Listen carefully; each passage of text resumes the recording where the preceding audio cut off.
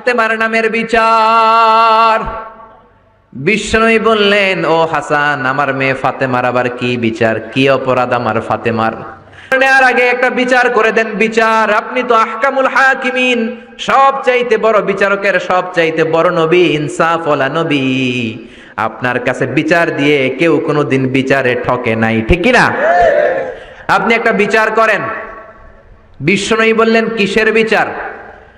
হাসান বলে, নানাজি আপনার মেয়ের নামের বিচার, ফাতেমার নামের বিচার। বিশ্বনবী বললেন, ও হাসান, আমার মেয়ে ফাতেমার আবার কি বিচার, কি অপরাধ আমার ফাতেমার? বিশ্বনবী মসজিদে নববীতে জোহরের নামাজ পড়ে হাসান হুসাইনকে দেখতে গেলেন। যে দেখে ফাতেমা রান্না করে। আসলে কি রান্না করে? চুলার মধ্যে পাতিল দিয়ে পানি গরম করে আর হাসান হুসাইনকে বুঝ দেয়, ঠিক কিনা? বিশ্বনবীর পায়ের আওয়াজ শুনে ঘুমন্ত হাসান আর হুসাইন জেগে গেল। দৌড়ে এসে নানাজিকে ঝাপটে ধরে ডেকে বলে, নানাজি গতকাল কেন দেখতে আসলেন না? আজকে দুপুর হয়ে গেল, বিকেল হয়ে যাচ্ছে, এখন বুঝি আপনি দেখতে আসার সময় হলো? বিশ্বনবী বললেন, হাসান হুসাইন, এই তো এইমাত্র জোহরের নামাজ পড়ে আসলাম, তোমাদের খোঁজ খবর নিতে এসেছি। হাসান আর হুসাইন বলল, কি খোঁজ খবর নিবেন?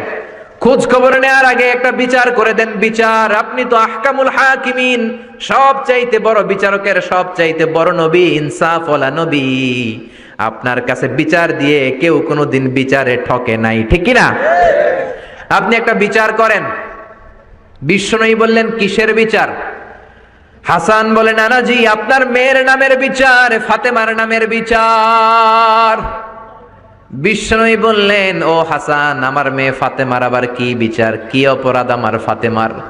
হাসান হুসাইন চোখের পানি ছেড়ে দিয়ে ডেকে বলে, নানাজি আপনার মেয়ে আমাদেরকে খাবার দেয় না কেন? খাবার দেয় না কেন বিচার দিলাম। গতকাল সারাদিন বলেছে রাত্রিবেলা খাবার দিবে, রাতে খাবার দেয় নাই। আমাদেরকে বলেছে তোমরা ঘুমিয়ে যাও, আমি রান্না করি, সকালে দিব। ঘুমায় গেলাম, সকালবেলায় খাবার চাইলাম, আপনার মেয়ে ফাতেমা তখন আমাদেরকে খাবার দেয় না। দাদা, আমরা ছোট্ট দুইটা মানুষ ক্ষুধার জ্বালায় বেহুশ হয়ে যায়, আর সহ্য করতে পারি না, আপনার মেয়ে খাবার দেয় না। দুপুর হয়ে গেল, দুইজনে কান্নাকাটি করি, আপনার মেয়ে এখন পর্যন্ত আমাদেরকে খাবার দেয় নাই। আমরা দুজন তো আর সহ্য করতে পারি না, কেন আপনার মেয়ে আমাদের সাথে এমন করে? আপনার কাছে বিচার দিলাম, আপনি বিচার করেন। বিশ্বনবী আর কি বিচার করবেন? ধা ধা করে বিশ্বনবী চোখের পানিগুলো ছাড়েন, হুসাইনকে জড়িয়ে ধরলেন, হাসান রে জড়িয়ে ধরলেন, ডেকে বললেন, হাসান রে কাছে আয়। বিশ্বনবী শাম দেশের জুব্বা পড়তেন, শাম দেশের জুব্বাটা উপরের দিকে উঠালেন, হাসান রে দেখালেন, এই তো দেখ তোর নানার পেটের মধ্যে 3টা পাথর বাঁধা। একদিন না খেয়ে থাকার কারণে তোদের পেটে এত জ্বালা, এত কষ্ট। আমি বিশ্বনবীর পেটে গত 3 দিন যাবত কোনো দানা পানি পড়ে নাই। আমি বিশ্বনবী তো না খেয়ে আছি রে হাসান, আমি তো 3 দিন না খেয়ে আছি, আমার পেটেও তো কিছু নাই। নানাও কাঁদলেন, নাতিও কাঁদলেন, পুরো পৃথিবীও কাঁদলো, ঠিক না? ওই কঠিন ক্ষুধার দিন, ওই কঠিন দুর্ভিক্ষের দিন বিশ্বনবী যদি তার স্পেশাল দোয়াটা করতেন, জান্নাত থেকে জিব্রাইলকে দিয়ে খাবারের বস্তা পাঠিয়ে দিত কে? ওই দিন বিশ্বনবী দোয়াটা করে নাই। আমার জন্য, আপনার জন্য, আমাদের জন্য দোয়াটা এখনো আসরাডাই। হাজার ব্যথা বেদনার পরে ফিরে আসনি তুমি আপন ঘরে, দিনের আলো তুমি ছড়িয়ে দিতে, চলে গেলে মদিনায় মক্কা ছেড়ে। হে রাসূল তোমাকে ভুলি আমি কেমন করে, হে রাসূল তোমাকে ভুলি আমি কেমন করে। খেয়ে না খেয়ে দিন প্রচারের কাজে নিজেকে দিয়েছ বিলিয়ে, তায়েফের কাফিরেরা চিনল না সে আলো, দুষ্ট ছেলেদের পিছু দিল লেলিয়ে। পাথরের আঘাতে ক্ষত বিক্ষত হয়ে সারা শরীর থেকে রক্ত ঝরে। হে রাসূল তোমাকে ভুলি আমি কেমন করে, হে রাসূল তোমাকে ভুলি আমি কেমন করে। পড়েন আল্লাহু আকবার। কি দিল দরিয়া নবী ছিল, নিজের বিপদের কথা ভুলে গিয়ে, নাতির বিপদের কথা ভুলে গিয়ে, ফ্যামিলির কথা ভুলে গিয়ে উম্মতের জন্য কেঁদেছে, ঠিক কি না? গোটা বিশ্বের জন্য শিক্ষা এনেছে, সভ্যতা এনেছে, আমাদেরকে ভদ্রতা শিখিয়েছে। আর ওই নবীরে গালি দেয় এরকম কিছু ব্লগার বাংলার জমিনে আছে না নাই? তারা মানুষ নাকি শয়তান? এগুলো পিতৃ পরিচয়হীন জারদ সন্তান, জোরে বলেন ঠিক কিনা?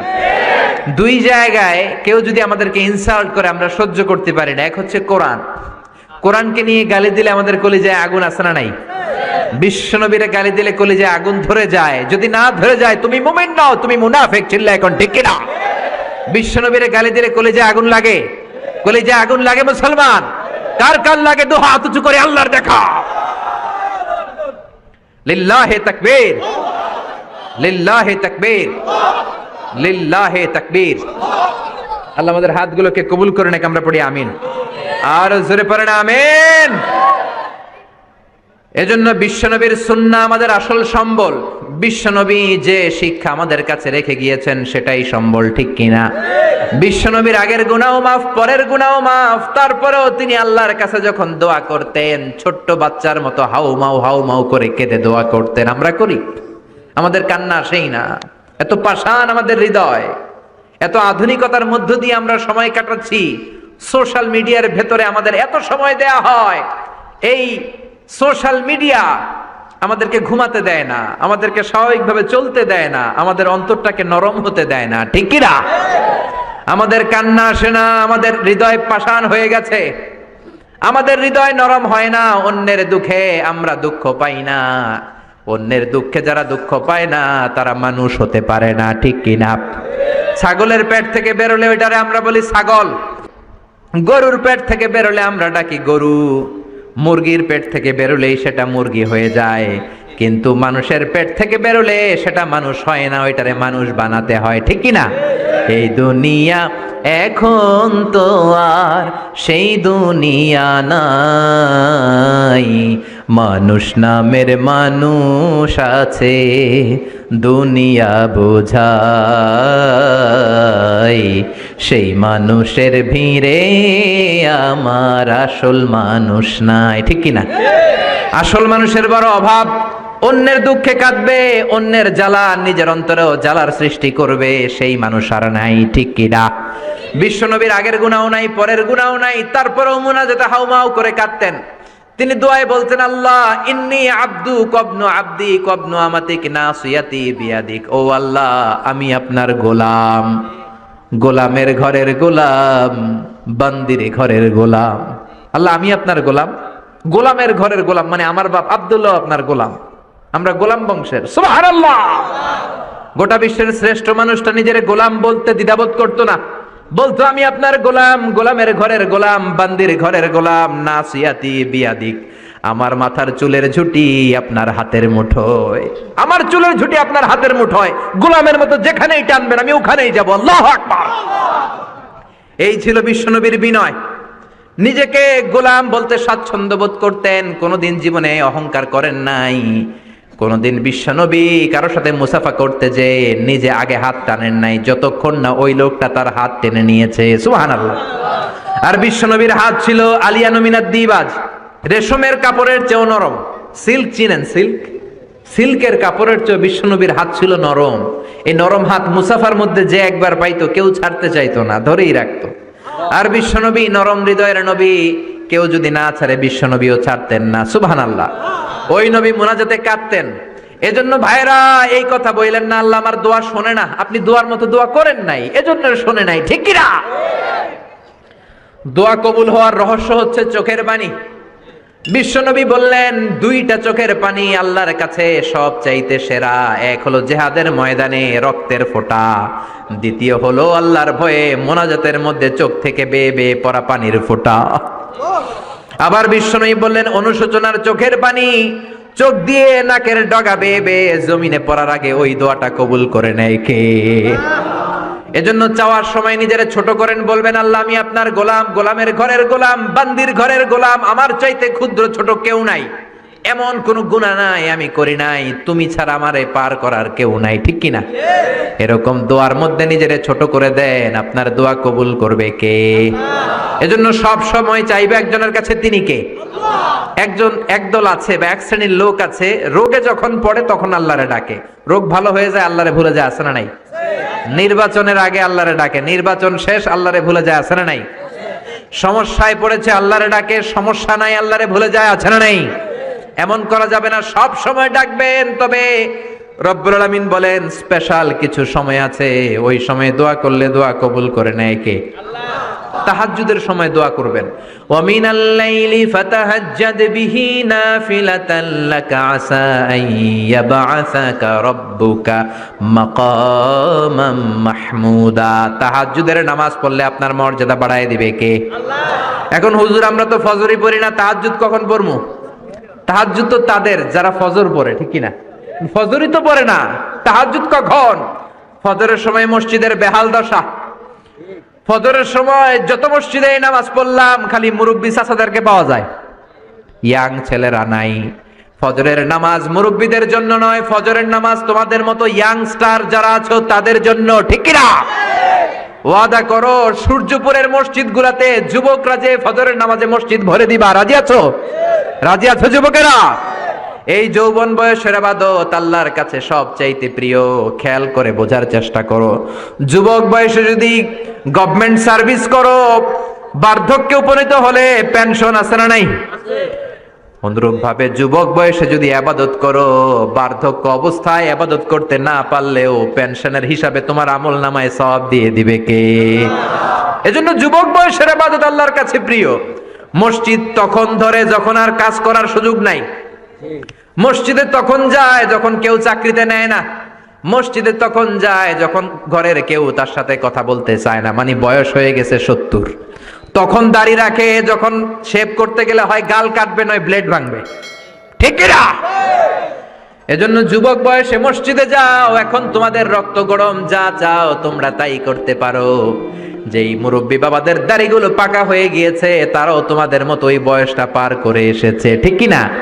দুদিনের দুনিয়া, অল্প কয়েকটা বছরের ব্যবধানেই তোমার চুল পাকতে শুরু করবে, তোমার এই রক্ত গরম শরীরটাও ঠান্ডা হয়ে যাবে, তোমার আশেপাশে আর কেউ ঘুরবে না, কেউ তোমারে ডাকবে না, কেউ তোমারে গুনবে না, চিল্লায় বলেন ঠিক কি না?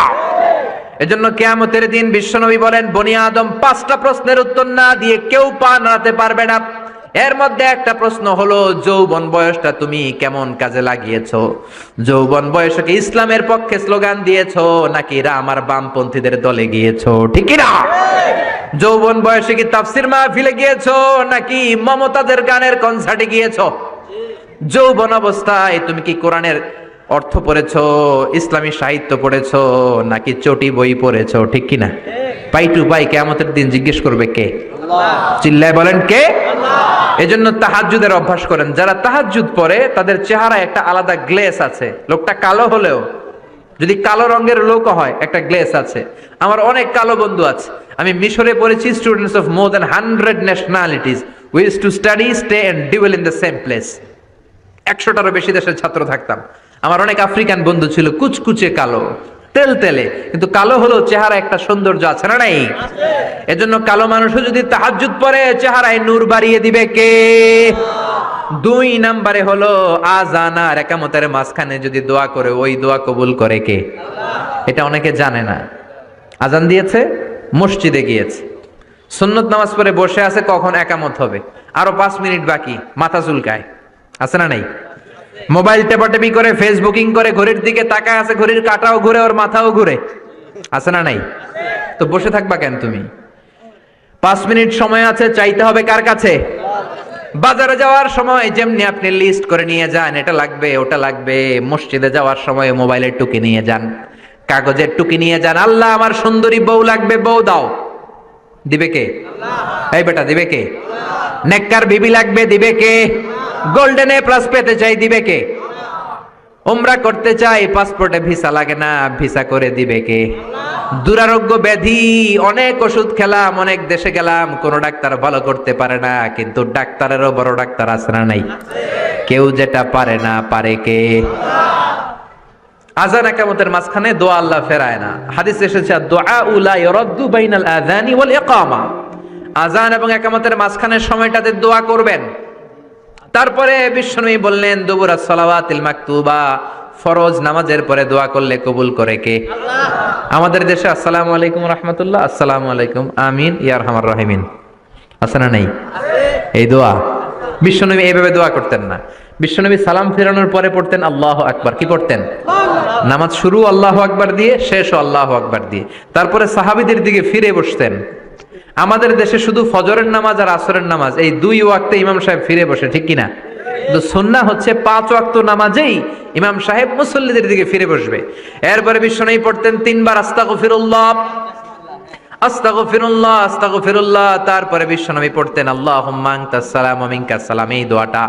এরপরে পড়তেন রাদিতু বিল্লাহি রাব্বা, এই দোয়া।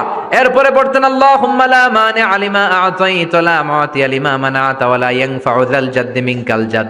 তারপরে আয়াতুল কুরসি পড়তেন। তারপরে বিশ্বনবী 33 বার সুবহানাল্লাহ, 33 বার আলহামদুলিল্লাহ, 33 বার আল্লাহু আকবার। আছে না নাই? এই তাসবিহগুলো আগে আপনি পড়বেন ঠান্ডা মাথায়। এরপরে যদি দোয়া করতে মনে চায়, সম্মিলিত মনে চায় করেন, একা একা মনে চায় করেন, বা হাত তোলা ছাড়া এমনি মুখে করেন, সমস্যা নাই, কিন্তু আগে তাসবিহগুলো পড়তে হবে। চিল্লায় বলেন ঠিক কি না?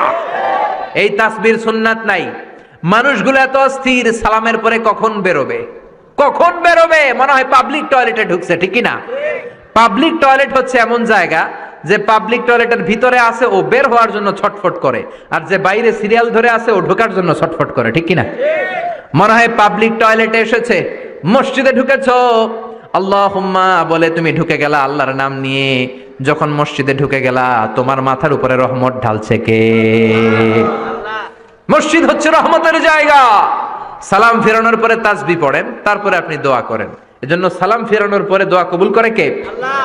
এরপরে বিশ্বনবী বললেন ইনদা নুজুলিল মাতার, আকাশ থেকে যখন বৃষ্টি নামে, ওই বৃষ্টি নামার সময় যদি দোয়া করেন, দোয়া কবুল করে কে? আল্লাহ।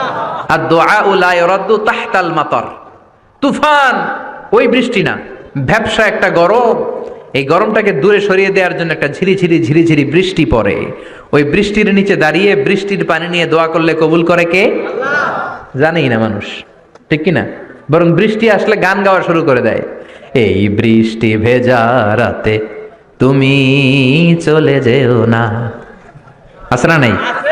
তো চলে যাবো না, কি করবো, থেকে যাবো তোমার সাথে? এগুলো করা যাবে না।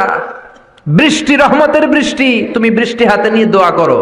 সুন্দরী বউ লাগবে, দিতে পারে একজন, তিনি কে? আল্লাহ। এজন্য চাইতে হবে একজনের কাছে, তিনি কে? কদরের রাতে দোয়া করলে আল্লাহ কবুল করে, খতমে কোরআনের পরে দোয়া করলে আল্লাহ কবুল করে, হজের মানাসিকুল হজের মধ্যে যে দোয়া করলে কবুল করে, মুসাফির দোয়া করলে কবুল করে, রোজাদার ব্যক্তি দোয়া করলে আল্লাহ কবুল করে, মাজলুম ব্যক্তি দোয়া করলেও আল্লাহ কবুল করে। এজন্য বিশ্বনবী বলেছেন ইত্তাকু দাওয়াতাল মাজলুম, মাজলুমের বদদোয়ারে ভয় করো, ফা ইন্না লাইসা বাইনাহু ওয়া বাইনাল্লাহি হিজাব, তার আর তার আল্লাহর মাঝে কোনো পর্দা থাকে না। মাজলুম দোয়া করলেই কবুল, সুবহানাল্লাহ। এরপরে স্পেশাল দোয়া হলো মা বাবার দোয়া। এই দোয়া কোনোদিন ফিরে না, সুবহানাল্লাহ পড়েন। রাজি আছেন মা বাবার কাছে দোয়া চাইতে? রাজি আছেন তো? কোন ঘর আছে যে ঝগড়া হয় না? এরকম কোন ঘর পৃথিবীতে নাই। ঝগড়া হবে, মা বাবার সাথে মিস আন্ডারস্ট্যান্ডিং হবে, হয়ে যেতে পারে 2-4 কথা, কিন্তু ক্ষমা চাইতে হবে, ঠিক কিনা? মা বাবার শুধু দোয়াটাই কবুল নয়, মা বাবার দোয়াও কবুল, বদদোয়াও কবুল। কি আজীব তামাশা! এমন যদি হয়তো দোয়াটা কবুল হয় কিন্তু বদদোয়াটা কবুল হয় না, তাহলে তো বাইসা যেতাম, ঠিক কিনা? কিন্তু দোয়াও কবুল, বদদোয়া। আমাদের সবচাইতে বড় পীর হবে আমার বাবা, সবচাইতে বড় পীর হলো আমার মা। সবচাইতে বেশি আমরা যার কাছে দোয়া চাইতে যাব তিনি হলেন আমার বাবা, তিনি আমার মা। চিল্লায় বলেন ঠিক কিনা? খবরদার, মা বাবার সাথে যদি বেয়াদবি হয়, সূর্যপুরের ছেলেরা মেয়েরা যার কানে আমার মাইকের আওয়াজ যায়, খবরদার, তোমার জীবন বরবাদ হয়ে যাবে, কপাল পোড়া হয়ে যাবা তুমি। তোমার কপালের সেজদা দিয়ে তুমি কালো দাগ ফেলতে পারবা, 10টা হজ করে হাজী সাহেব টাইটেল নিতে পারবা, কিন্তু তোমার জন্য জাহান্নাম নির্ধারিত হয়ে থাকবে, ঠিক কিনা? এজন্য খবরদার, মা বাবার সাথে যদি কোনো কারণে মনোমালিন্য হয়, অনেক ফ্যামিলিতে হয় শাশুড়ি বউয়ের মধ্যে ঝগড়া মিলে না, এরকম ফ্যামিলি আছে না নাই? হতেই পারে, শাশুড়ি এক আমলের, বউ আর এক আমলের, ঠিক কি না? বসেন, একসাথে বসেন, আমাদের ফ্যামিলি মিটিং হয় না, আমাদের বসা হয় না, মা বাবারা হয়তো বসতে চায় না, বসেন, সুন্দরভাবে বিনয়ের সাথে বলেন, কেঁদে কেঁদে মা বাবার কাছে বলেন, ঠিকই আপনার মা আপনারে মাফ করে দিবে, ঠিক কি না? মায়ের পা ধরে যদি কেউ মাফ চাওয়ার মতো মাফ চায়, এমন কোনো মা নাই যে মাফ না করে বসে থাকতে পারে, ঠিক কি না? এজন্য খবরদার, মা বাবা যাদের বেঁচে আছে তাদের কাছে দোয়া চান, তাদের দোয়াই আপনার বড় সম্বল, ঠিক কি না? চাইবেন তো? কারো যদি বেয়াদবি হয়ে থাকে পা ধরে ক্ষমা চাইতে রাজি আছেন? রাজি আছেন সবাই? আল্লাহ পাক আমাদের সবাইকে কথাগুলো বুঝার ও আমল করার তৌফিক দান করুক, আমরা পড়ি আমিন। এজন্য বিপদে আপদে সব সময় আমাদের ভরসা এবং আস্থার জায়গা একটা, তিনি কে? এই দরবারটা 24 আওয়ার্স খোলা। দুনিয়াতে অনেক দরবার বন্ধ হয়ে যায়, সুপার শপ বন্ধ হয়ে যায়, অফিস আদালত বন্ধ হয়ে যায়, কিন্তু আল্লাহর দরবার 24 ঘন্টা খোলা আছে না নাই? আপনি যখনই মনে চায়, কি সুন্দর 2 রাকাত নামাজ পড়ে কপাল ঘষে ঘষে সেজদা দিয়ে আল্লাহ বলে একটা ডাক দেন, সাথে সাথে আপনার ডাকে আল্লাহ সাড়া দিয়ে দিবে।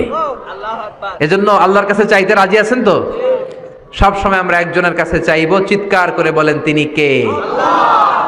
আল্লাহ আমাদের সবাইকে কথাগুলো বোঝার ও আমল করার